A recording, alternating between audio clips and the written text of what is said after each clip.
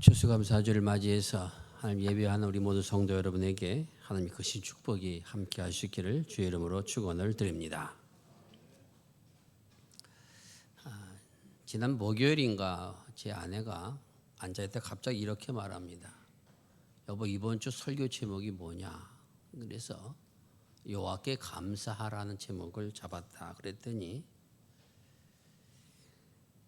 아내 말이 모든 조건과 환경이 있는 사람들은 그 감사하란 말에 수긍이 되지만은 그러나 조건과 환경이 좋지 못한 사람들, 그들은 감사하란 말이 때론 부담이 될 수 있지 않겠느냐, 그런 겁니다.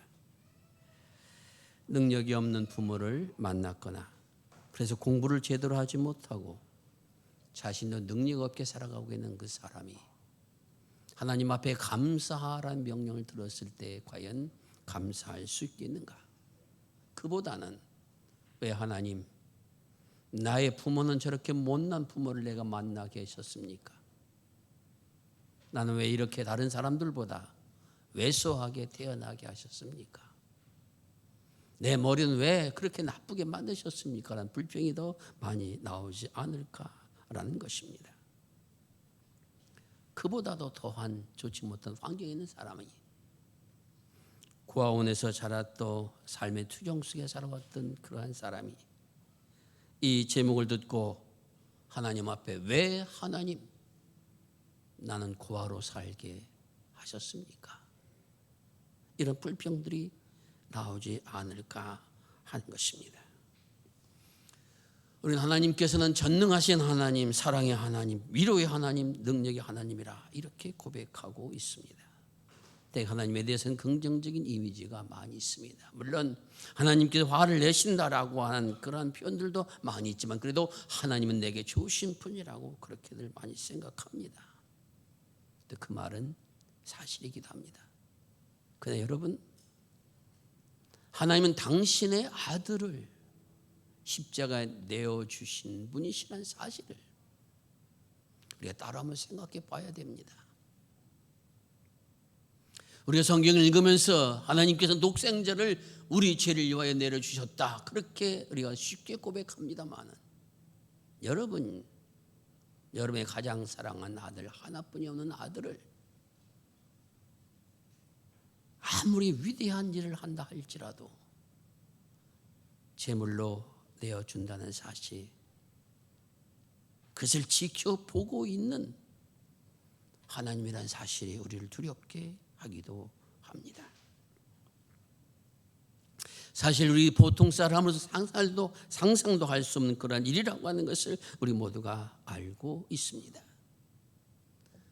우리 믿음을 가지고 살아가지만 사실은 하나님께 행하신 모든 일들에 대해서 이해하거나 혹은 받아들이거나 그 모든 것을 알 수 있는 능력이 우리에게는 없다는 것입니다.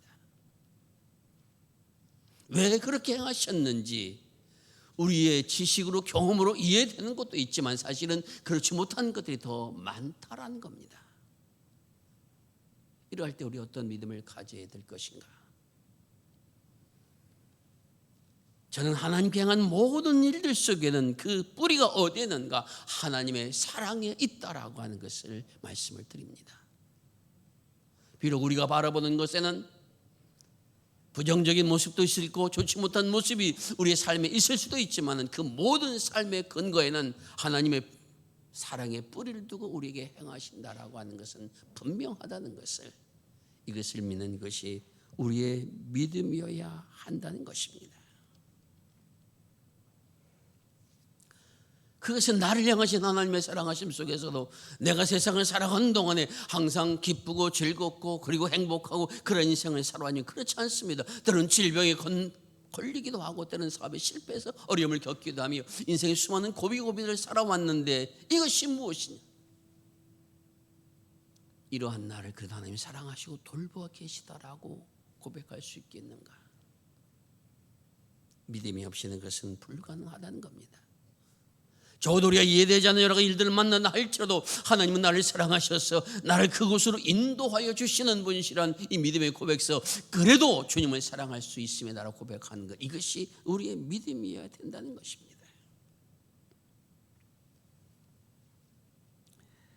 우리 사랑하신 하나님께서 우리에게 주신 명령 가운데 가장 큰 명령 하나가 감사하라라는 명령입니다.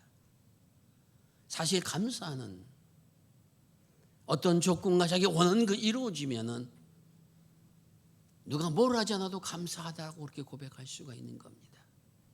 문제는 그렇게 내가 원하고 내가 바라는 그런 조건과 환경이 이루어지지 않았을 때 어떻게 감사하라고 그래도 명령하여 주고 계신가? 오늘의 본문의 말씀을 통해 이 비밀을 다시 한번 깨닫고 어떠한 상황 속 감사할 수 있는 믿음의 사람으로 다시 한번 거듭나는 그런 은혜가 우리 모두에게 임할 수 있기를 바랍니다. 우리가 읽은 골로새서 3장의 말씀은 세 부분으로 나눠져 있습니다. 3장 1절부터 11절까지는 그리스도인으로서 새롭게 창조된 하나님의 사람이 누구인가를 말씀하고 있습니다. 그 다음에 12절부터 17절까지는 그렇게 새롭게 창조된 그리스도인은 어떠한 생을 살아야 되는가라는 것을 말씀드리고 있습니다. 그리고 18절부터 25절은 그러한 그리스도인이 가정을 이루어서는 어떠한 생을 살아가야 될 것인가 하는 가르침이 이 말씀 속에 담겨져 있습니다. 그러므로 오늘 우리가 읽은 본문의 말씀은 그리스도인은 분명히 하나님 앞에 새롭게 창조된 사람인데 이 사람들은 어떻게 살아가야 될 것인가 하는 것의 결론이 바로 15, 16, 17절에 나와 있습니다. 그것이 바로 감사하는 자가 되라라는 겁니다. 3절 15절에도 16절 17절에도 감사라는 말씀이 계속해서 강조되어 나오고 있습니다. 이 말씀 속에 우리가 먼저 기억해야 될 것은 그리스도인은 새롭게 창조된 하나님의 사람들이라는 것을 분명하게 말씀하여 주고 계십니다. 이 새롭게 창조됐다는 것은 하나님께 우리를 택하셨다는 겁니다. 그리고 하나님께 우리를 거룩하게 하셨다는 겁니다. 그리고 하나님께 우리를 사랑받는 자가 되도록 인도하셨다는 것. 이것이 바로 우리가 새롭게 창조된 사람이라는 겁니다. 하나님께 우리 모든 사람들 가운데서 특별히 그리스도를 택하셔서 너는 내 자녀라, 내 사랑받는 자라, 내가 너를 거룩하게 하여 나의 사역에 참여시켰노라 이렇게 우리에게 말씀하여 주고 계심을 우리가 기억해야 됩니다. 이렇게 하나님 앞에 거룩하게 부름받은 사람들이 어떻게 살아가야 될 것인가? 5가지로 말합니다. 긍휼의 옷을 입어라, 자비의 옷을 입어라, 겸손의 옷을 입어라, 온유의 옷을 입어라, 오래 참음의 옷을 입어라. 이 말씀하여 주고 계십니다. 하나님과 새롭게 창조된 믿음의 사람들로서 우리는 어떻게 살아야 될 것인가? 긍휼의 사람으로 살라는 겁니다. 자비의 사람으로 살라는 겁니다. 겸손의 사람으로 살라는 겁니다. 오래 참음의 사람으로 살라는 것입니다. 긍휼이란 말은 내 창자가 끊어지는 것 같은 아픔, 그러한 마음으로 상대방을 대하는 것이 바로 긍휼입니다. 그런 마음으로 살아가는 그런 옷을 입은 사람들이 바로 그리스도인이라고 말씀하여 주고 계십니다. 자비라고 하는 것은 받을 만한 자격이 없는 사람에게 은혜를 베푸는 것이 바로 자비인 것이며, 겸손은 자기 자신을 낮추고 타인의 가치를 귀하게 여기는 것이 겸손이며, 온유한 것은 자신의 의지에 따라 자신을 주장하는 것이 아니라 다른 사람들을 대할 때에 부드러움을 갖고 대하며 이해하고 대하는 것을 말하며, 오래 참은 말 그대로 견뎌 나아가는 것을 말합니다. 이것을 입고 살아가는 사람들이 바로 그리스도인이라는 겁니다. 이런 옷을 입고 살아가는 사람들, 저 사람은 자비의 사람이다, 저 사람은 긍휼의 사람이다, 저 사람은 동정을만 베푸는 사람이다, 저 사람은 오래 참는 사람이다, 이렇게 이름 불려지는 사람들이 바로 그리스도인들이라고 하는 것을 주님은 우리에게 말씀하여 주고 계십니다. 이런 옷을 입고서 무엇을 해야 될 것인가? 그리스도인 서로 용납하며 용서하는 사람들이라는 것입니다. 용납하고 용서한다는 것은 내가 잘못했건 잘못한 거 없는데도 내가 너를 용서한다, 이런 의미로서 용서가 아니라 서로가 부족한 사람들이라고 하는 것, 서로가 연약한 사람들이라는 것, 그래서 우리가 서로를 이해하고 서로 받아들여야 된다는 것을 의미하여 주고 있습니다. 누구를 용서한다는 것은 내가 높은 자리에 서서 그 사람의 모든 잘못과 허물을 봐준다, 이런 의미가 아니라 내게도 당신에게도 서로 약함이 있고 서로 부족함이 있으니 서로를 받아들여야 되고 서로 용서하며 그래서 하나 되며 살아가는 것, 이것이 그리스도의 삶의 모습이라고 하는 것을 주님은 우리에게 말씀하여 주고 있습니다. 아무리 흠이 없는 사람이라 할지라도 우리말 속담에 털어서 먼지 나지 않은 사람은 없다 그럽니다. 사람은 누구나 다 흠이 있고 약함이 있습니다. 그런 사람들이 한 공동체로 모여 살면서 중요한 것이 있다고 하면은 그의 잘못을 끄집어내어서 그의 허물을 끄집어내어서 그를 공격할 대상으로 삼는 것이 아니라 그 허물이 나에게도 있다, 그 잘못이 나에게도 있다. 그러니 우리가 서로 이해하고 서로 받아들일 수 있는 사람이 되어지자. 이것이 하나님의 택함을 받은 사람들, 하나님의 거룩함을 인침을 받은 사람들, 하나님의 사랑받는 사람들이 살아갈 삶의 모습이라고 하는 것을 우리에게 말씀하여 주고 있습니다. 스카펙이라고 하는 정신부근학적 의사인 분 사랑에 대해서 이렇게 정의를 내립니다.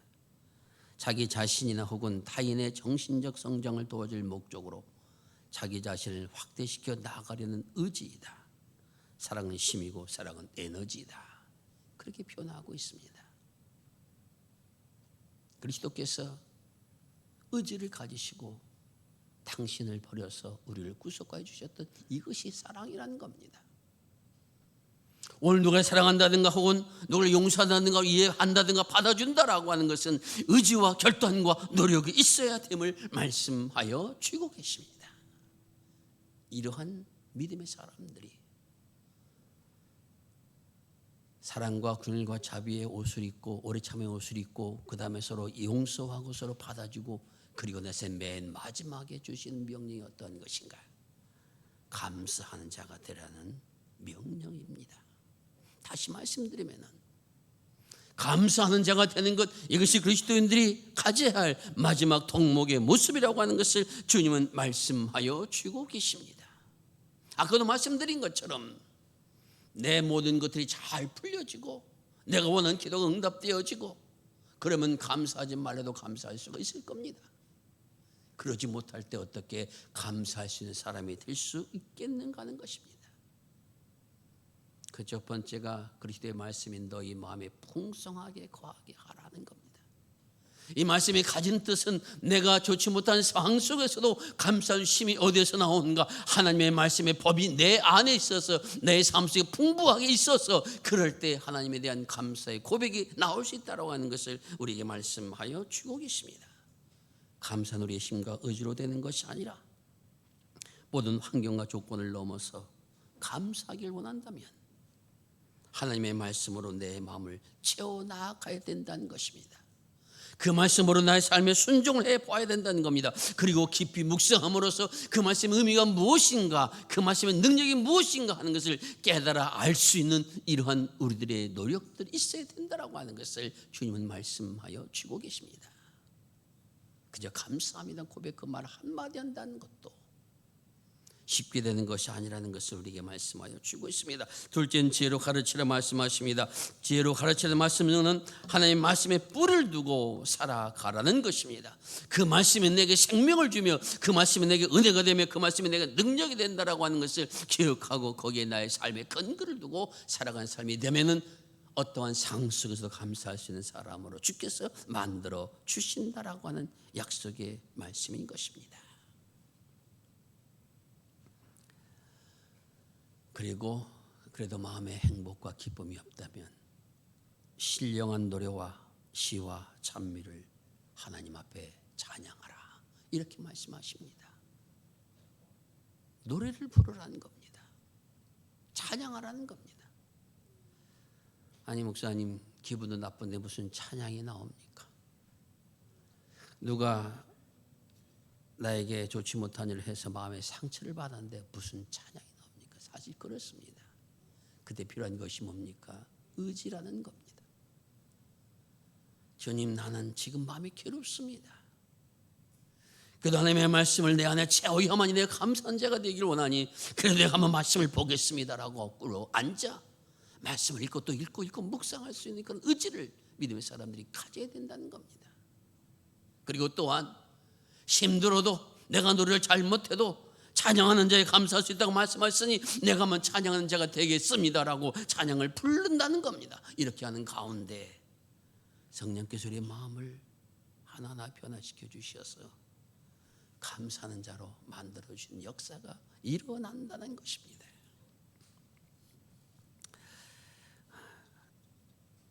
사도행전 16장에 보면 바울과 실라가 감옥에 갇혀 있는 이야기가 나옵니다. 왜 갇혔습니까? 죄를 지어 갇힌 것이 아닙니다. 하나님의 복음을 증거하기 위해서 빌립보에 갔다가 그 빌립보에서 감옥에 갇히게 되는 비운을 겪습니다. 점을 치는 아이를 고쳐주었는데 그 아이가 점을 치는 것은 다른 우상을 섬겨서 그 영이 돌아 점을 칩니다. 그래서 악한 영을 내어 쫓으니까 그 아이를 잡고 있던 주인이 고소해서 그래 잡힌 겁니다. 아이도 고쳐주었고 복음도 증거했는데 갇힌 겁니다. 그들이 감옥에 갇혔습니다. 손에는 착고가 채워져 있습니다. 여러분 같으면 어떨 것 같습니까? 하나님, 내가 뭘 잘못했습니까? 악령을 내어 쫓았고 그리고 또한 복음을 증거했으면 내게는 상급이 있어야 될 것인데 그것이 아니라 오히려 감옥에 갇히는 신세가 되어 놨습니까? 라고 한탄이 나왔을 수도 있을 것입니다. 그런데 바울과 실라는 그곳에 하나님 앞에 찬양했다라고 성경 기록하고 있습니다. 저는 처음부터 바울과 실라가 앉아가지고 할렐루야 하면서 찬양했다고 생각하지 않습니다.